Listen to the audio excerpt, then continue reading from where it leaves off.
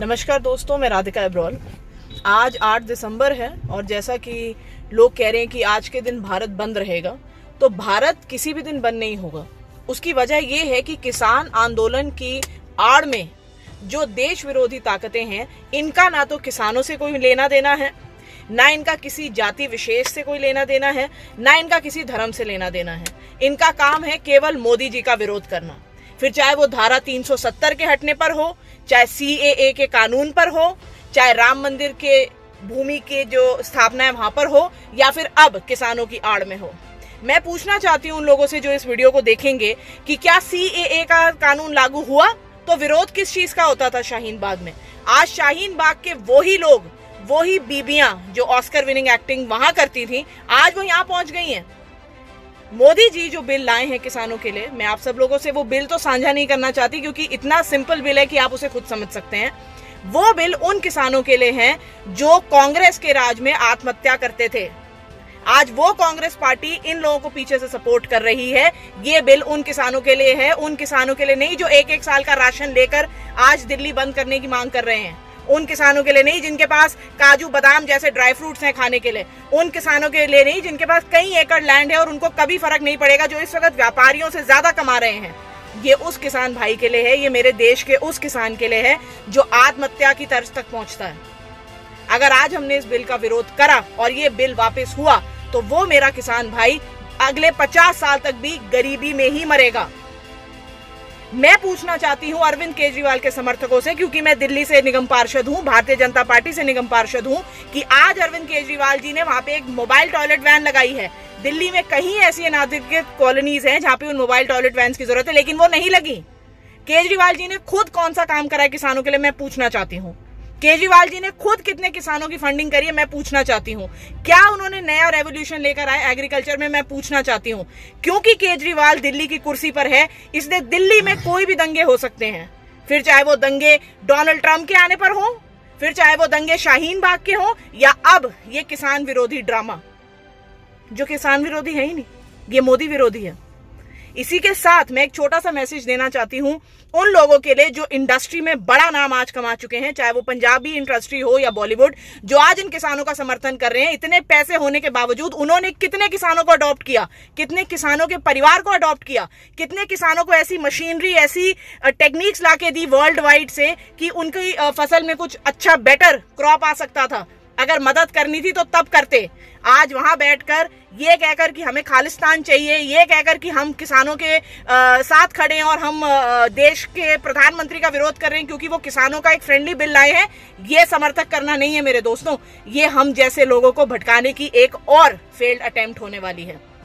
दोस्तों, मैं आपसे पूछना चाहती हूँ कि कौन सा ऐसा देश है जिसके बारे में आप मुझे बता सकते हैं जहां जब डेवलपमेंट शुरू होती है तो विरोध शुरू हो जाता है।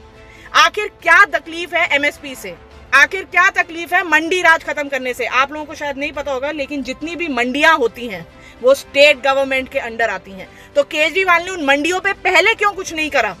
अपने खुद के इलेक्शनों से पहले उन्होंने प्याज की होर्डिंग करी थी और वो प्याज बेचे थे। आज वो मुख्यमंत्री बता रहा है कि किसानों का विरोध होना चाहिए या नहीं, या किसान बिल को वापस जाना चाहिए या नहीं। दोस्तों, हमें समझने की जरूरत है।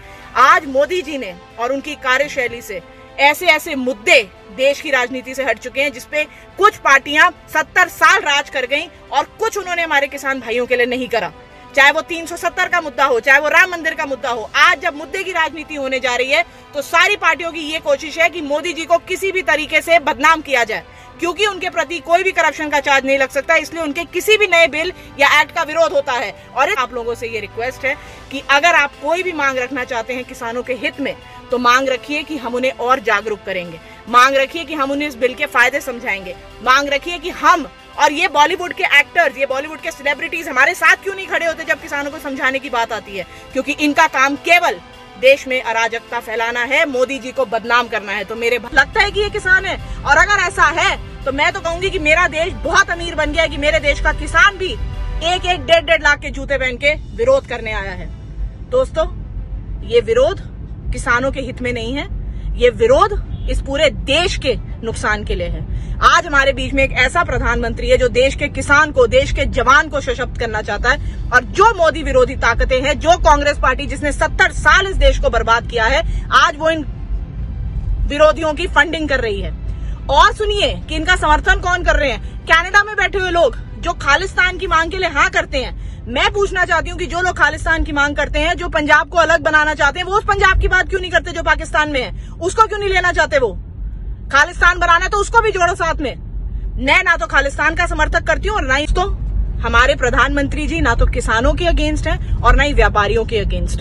ये पहले ऐसे प्रधानमंत्री हैं अटल बिहारी जी के बाद, मैं कहना चाहूंगी, जो पूरे देश को एक करना चाहते हैं, जो एक भारत श्रेष्ठ भारत बनाना चाहते हैं, जो पूरे देश में विकास करना चाहते हैं। और कमाल की बात देखिए, और देशों में तो किसी जाति विशेष या किसी भी ऑर्गेनाइजेशन का विरोध करने के लिए नहीं कर रही, केवल आपकी आंखों से पट्टी हटाने के लिए कर रही हूं कि जो किसान आत्महत्या कर लेता है केवल 5,000 रुपए के पीछे, क्या उसके पास इतना अनाज और इतनी रिसोर्सेज है कि वो दिल्ली बॉर्डर पे आके धरना करेगा?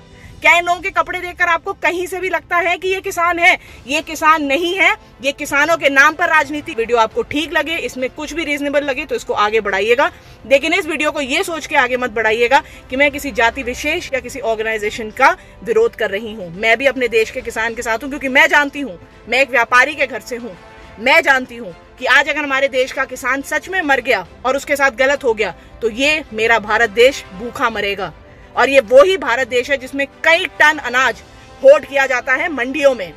और ये जो लोग धरने पे बैठे हैं, मैं माफी चाहूंगी ऐसी शब्द यूज करने के लिए, ये किसान नहीं है, ये अनाज के दलाल हैं। जय हिंद, जय भारत।